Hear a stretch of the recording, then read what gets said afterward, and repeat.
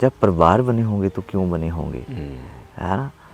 तो आपको बहुत बाद में समझ आती हैं ये बातें कि यार कि परिवार की क्या अहमियत है। मतलब क्या आप संस्कृत के या हिंदी के उसके लफ्ज़ होंगे कुछ ना कुछ, निर्लेप एक पंजाबी का लफ्ज़ है, शायद आप यहाँ शुरुआत करते होंगे कि without any sort of greed और व्हाट, आपका परिवार होता है, वो बस होता है ना, उसकी कोई वजाहत नहीं होती। बिल्कुल, तो निर्लिप्त होता है हाँ संस्कृत में। तो हाँ जी, कौन सा निर्लिप्त, निर्लिप्त, हाँ उसको ही निर्लेप बना लिया पंजाब में। ठीक है ठीक है।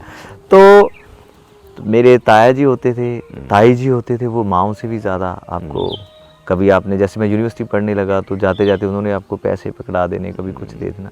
तो ये जो चीज़ें हैं वो तमाम उम्र, जैसे मैं आप कहता हूँ एम्पैथी की हमने बात की, तो कभी आप अपनी ताई जी बन के देखिएगा, तो आपको पता चलेगा कि यार अच्छा उस ज़माने में ऐसा सोचना ये कितनी खूबसूरत और कितनी एम्पैथेटिक कंपैशनेट ये बातें हैं, being human, being a beautiful person.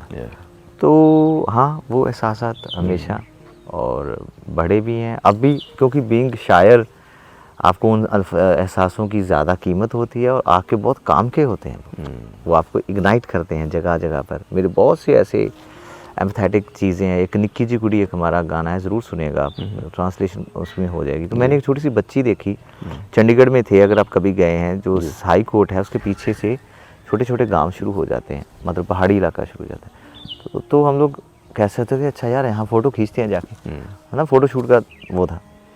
तो ऐसा हुआ जब शाम को वापस आ रहे हैं तो जीप थी हमारे पास, तो ऐसे अंधेरा था थोड़ा, तो ऐसे एक छोटी सी बच्ची सामने से गुजरी, तो मैं फ्रंट सीट पे ही था, तो मैंने देखा यार कि कोई बच्ची है, कैमरा आपके पास है यार, इसकी भी फ़ोटो खींचते हैं, बड़ी प्यारी थी। तो उसके सिर पे ऐसी थोड़ी लकड़ियाँ थी, हाथ पे ऐसे एक लिफाफे में कुछ फल वगैरह थे। तो जैसे हमने गाड़ी रोकी, पीछे देखा तो उसको लगा यार कि मुझे देखकर कोई गाड़ी रुकी है। तो वो डर गई, उसने दोनों चीज़ें फेंकी, ऐसी एक तार लगी होती है खेत में, उसको उससे उसने कूदा और भागी।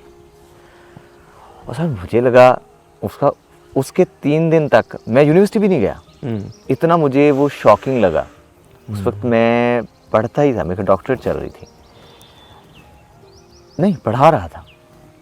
तो तीसरे दिन उसका गाना बना, जो भी था, उसकी पहली 4-5 लाइनें हैं कि असी गए घूमन ते कोल जीप सी, यारां जही यार मेले लगी सी। उसका एक बेस बन गया, प्लॉट हो गया।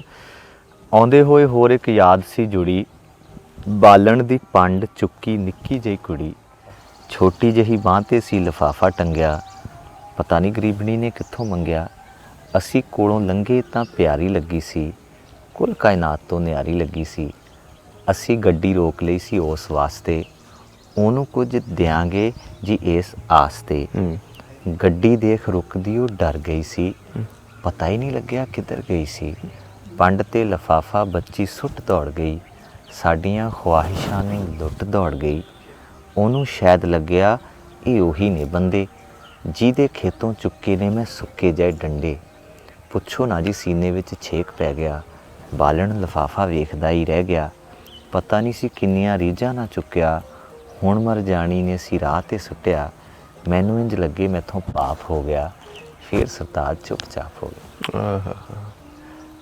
तो ऐसी चीज़ें मुझ पे बड़ी असर करती हैं। कभी यूनिवर्सिटी मार्केट में खड़े हैं, कोई हॉस्टल से लड़की किसी स्कूटर के पीछे जा रही है और वो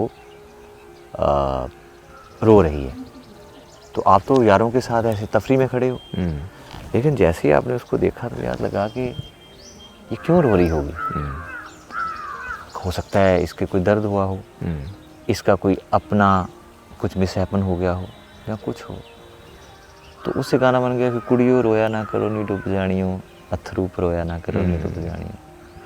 कभी टीवी देख रहा हूँ, किसी कोई गरीब है, किसी ज़मींदार ने उसकी बाहें काट दी, उसकी वाइफ उसकी पगड़ी बांध रही है, टीवी पे देख के, तो मैं लिख रहा हूँ कि मैं लिखना चाहना हाँ कोई दर्द गरीबां दा, जिन्हां नाल पै गया है कोई वैर नसीबां दा, कल्लियां दा जम्मना ते कल्लियां दा ही मरना है, ये दुख तकलीफां नूं कल्लियां नहीं जरना है, ना दोस्त बनदे ने ना साथ हबीबां दा, मैं लिखना चाहना हाँ कोई दर्द गरीबां दा। तो मैं ये कह रहा हूँ कि ये सारी चीज़ें हैं ना जो मतलब आप एक कंपैशनेट या एम्पैथेटिक ह्यूमन पर्सन होने के नाते ये आपको आपके ख्यालों को ज़रख़ेज़ कर देती हैं, और जब उनसे वो कुछ पनपता है तो वो महकता है, तो आवाम तक जाता है, तो उनको लगता है हमारी बात हुई। इसीलिए तो जिम्मेदारी इतनी ज़्यादा बड़ी हाँ कि ऐसा कुछ ना कन्वे करें हाँ जो एक नेगेटिव इम्पैक्ट लेके जाए। हाँ ये जिम्मेदारी बहुत बड़ी है। हाँ, मतलब अगर आप अच्छा नहीं कर सकते ना, तो कम से कम बुरा तो मत न्यूट्रल रख लें एटलीस्ट। हाँ बुरा तो ना करो। हाँ हाँ बिल्कुल।